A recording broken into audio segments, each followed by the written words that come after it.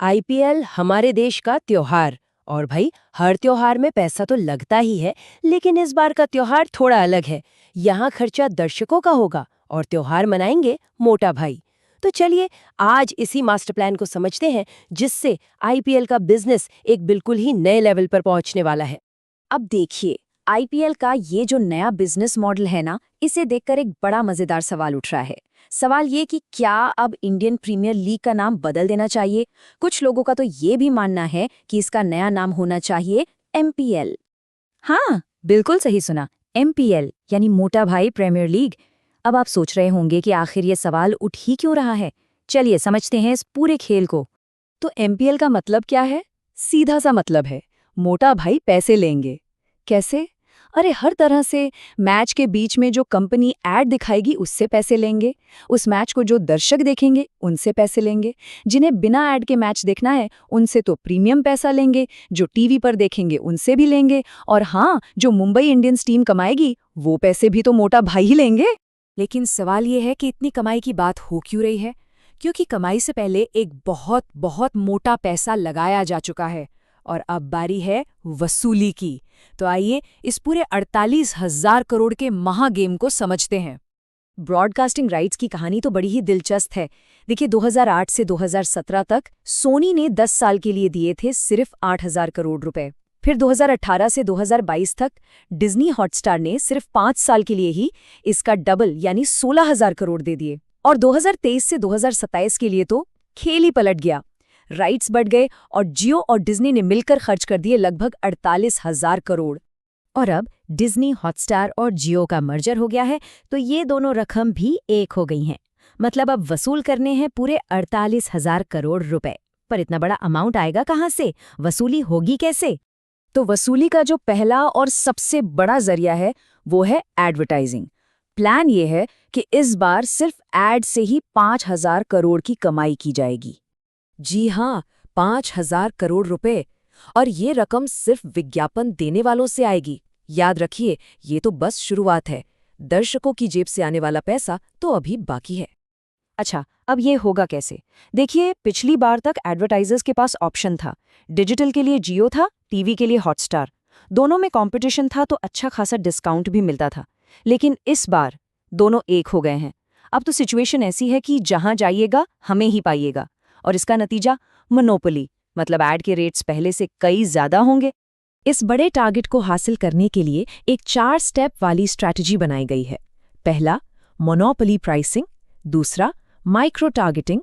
तीसरा, premium packages. और चौथा, डेटा ट्रांसपेरेंसी, जिससे एडवर्टाइजर्स का भरोसा जीता जा सके। इस स्ट्रैटेजी का सबसे मजेदार हिस्सा है माइक्रो टारगेटिंग। सोचकर देखिए, अगर कोई जयपुर का बिल्डर है तो उसका ऐड अब पूरे देश को नहीं दिखाया जाएगा, बल्कि सिर्फ जयपुर के लोगों को ही दिखेगा। या मान लीजिए दिल्ली के वसंत कुंज में किसी की कार डीलरशिप है, तो उसका ऐड सिर्फ उसी पिनकोड के लोगों को नजर आएगा। कमाल है ना?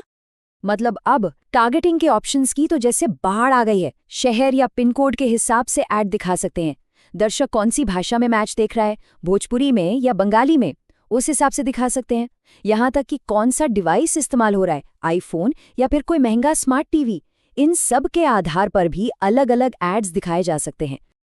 तो एडवर्टाइजर्स की बात तो हो गई। अब आते हैं दूसरे सबसे बड़े रेवेन्यू सोर्स पर, यानी कि हम और आप, दर्शक। और दर्शकों के लिए सबसे बड़ी खबर यही है कि फ्री की पार्टी अब बंद हो गई है। जी हाँ, इस बार आईपीएल देखने के लिए पैसा देना पड़ेगा। और अनुमान यह है कि इस एक स्ट्रैटेजी से सब्सक्राइबर बेस सीधा 10 करोड़ तक पहुंच जाएगा। देखिए, अभी जियो हॉटस्टार पर लगभग 6.25 करोड़ सब्सक्राइबर हैं, और उम्मीद है कि आईपीएल के दौरान कोई 4 करोड़ और जुड़ जाएंगे। अब जरा इसका गणित समझिए। अगर ये 10 करोड़ लोग सिर्फ सबसे छोटा वाला यानी 150 रुपए का 3 महीने का पैकेज भी लेते हैं, तो भी सीधे सीधे 1,500 करोड़ का रेवेन्यू आता है। और सोचिए, अगर लोगों ने साल भर वाले पैकेज ले लिए तो ये आंकड़ा 5,000 करोड़ तक भी जा सकता है। और कहानी यहीं खत्म नहीं होती, कमाई के और भी रास्ते हैं। जियो सिम के रिचार्ज के साथ बंडल डील्स दी जा रही हैं। इससे होगा ये कि दूसरे नेटवर्क के यूजर्स भी जियो की तरफ आएंगे। साथ ये भी उम्मीद है कि इस आईपीएल के दौरान 15 से 20 लाख नए टीवी कनेक्शंस भी लिए जाएंगे। तो एड्स और सब्सक्रिप्शंस तो हो ही गए, लेकिन इस पूरे गेम में एक बोनस भी है जिसे लोग अक्सर भूल जाते हैं, और वो है खुद एक आईपीएल टीम का मालिक होना, यानी कि मुंबई इंडियंस।